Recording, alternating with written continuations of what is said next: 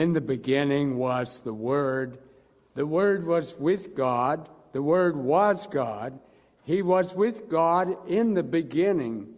Through him all things were made, and without him nothing was made that has been made.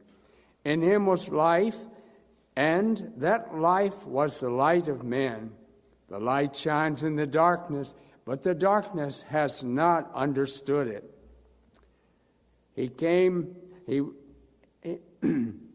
The true light that gives light to every man was coming into the world. He was in the world, and though the world was made through him, the world didn't recognize him. He came to that which was own, but his own did not receive him.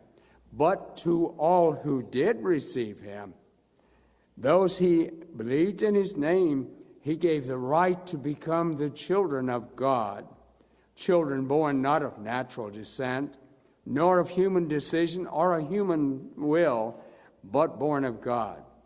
The Word became flesh and dwelt for a while among us. We have seen his glory, the glory as the one and only Son who came from the Father, full of grace and truth. My message this morning will not be where I started from.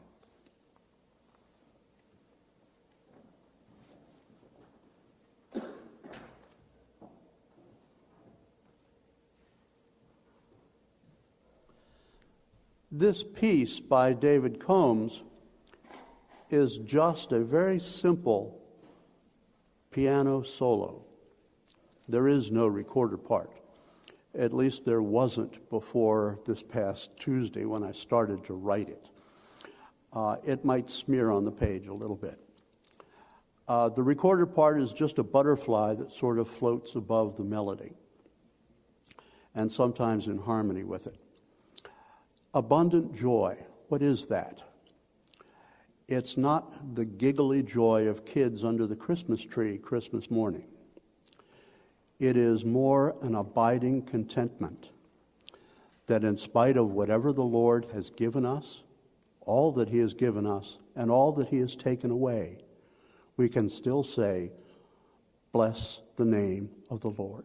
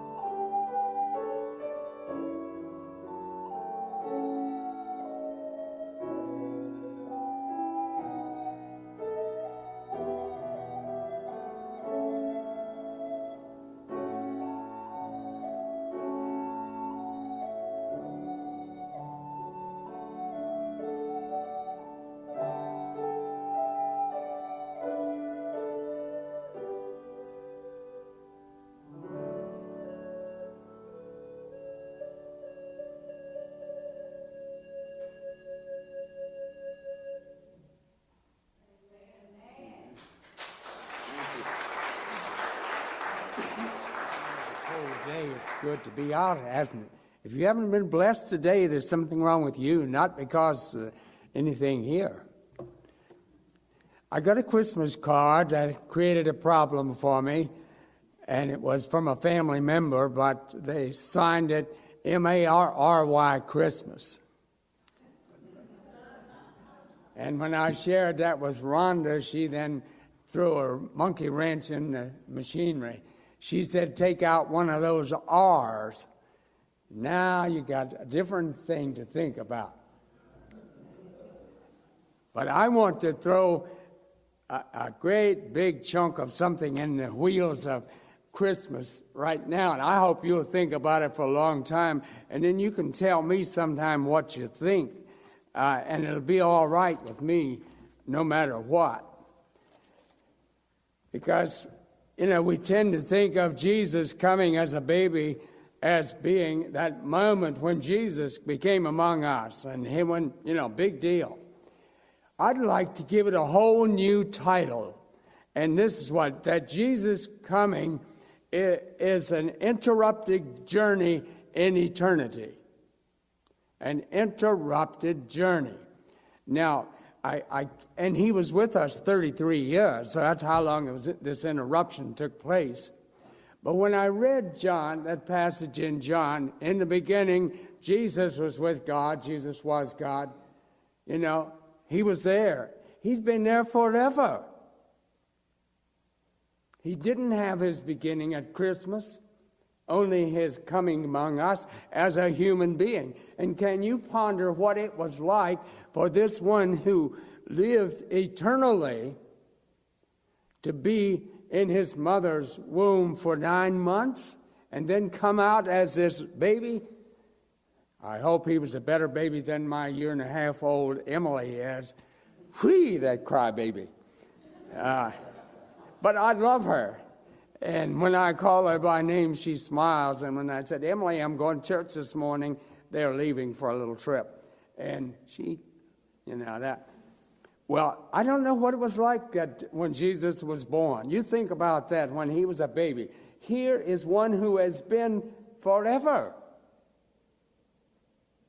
And now here's this interrupted journey in eternity. An interrupted journey. And he came to us. What did he do? He taught us many things. He healed people. He fed people. He even told the wind and the waves to cool it, and they did. This is Jesus. And we didn't like him very well, so we strung him up on a cross. We killed him.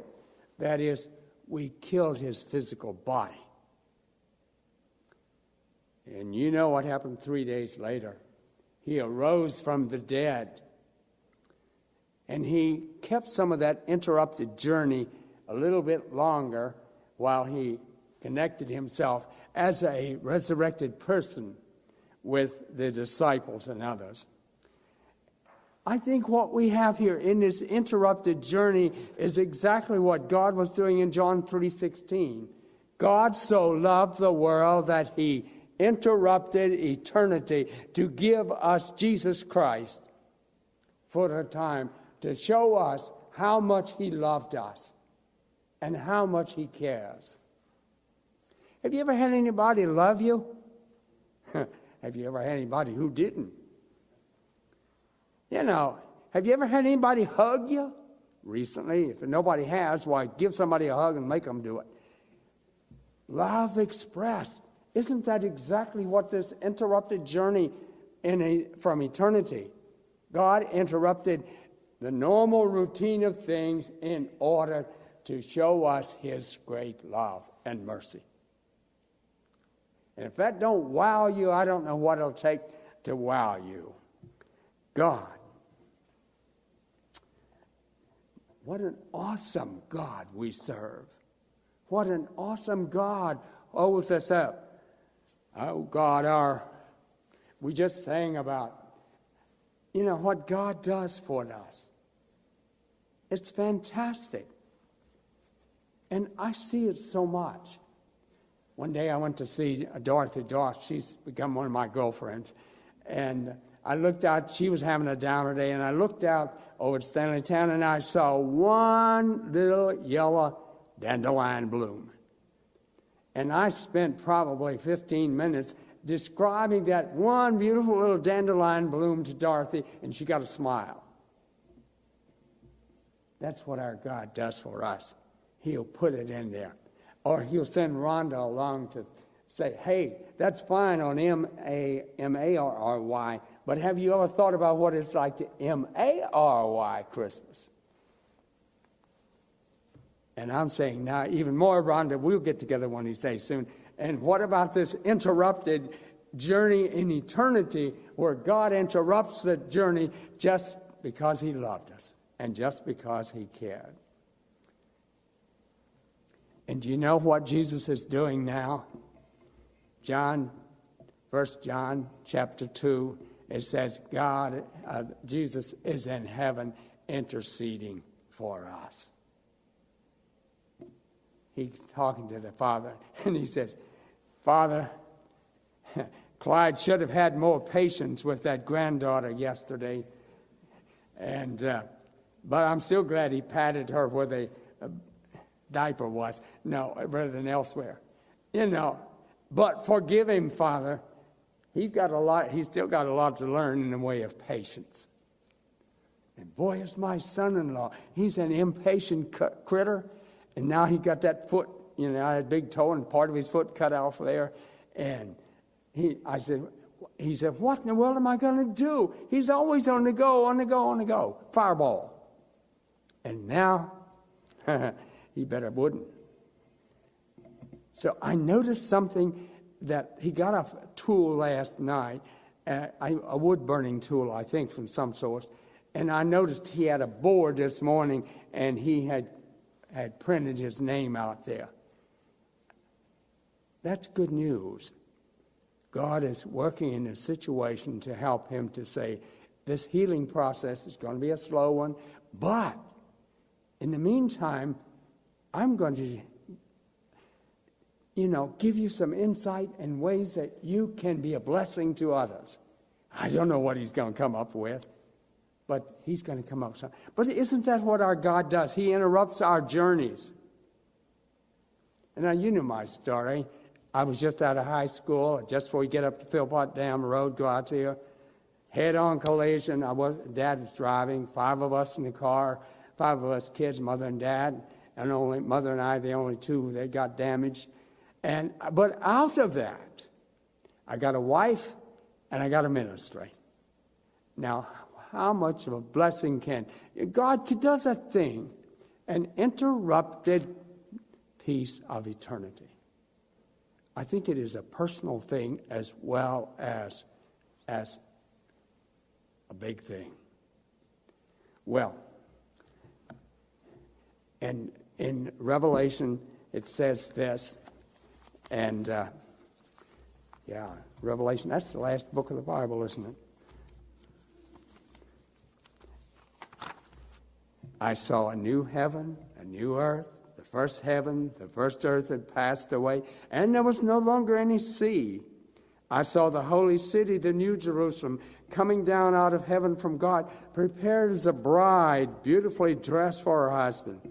And I heard a loud voice from the throne saying, now the dwelling of God is with men, and he will live with them, and they will be his people, and God himself will be with them and be their God. He'll wipe every tear from their eyes, and there will be no more death or mourning or crying or pain, for the old order of things has passed away. Behold, I'm making all things new, he said. Write this down. These words are trustworthy and true. And I said, it's done. I'm the Alpha, the Omega, the beginning and the end. And to him who is thirsty, I will give opportunity to drink from the waters of life. And who gets the benefit of this interrupted journey? Anybody who will accept Jesus Christ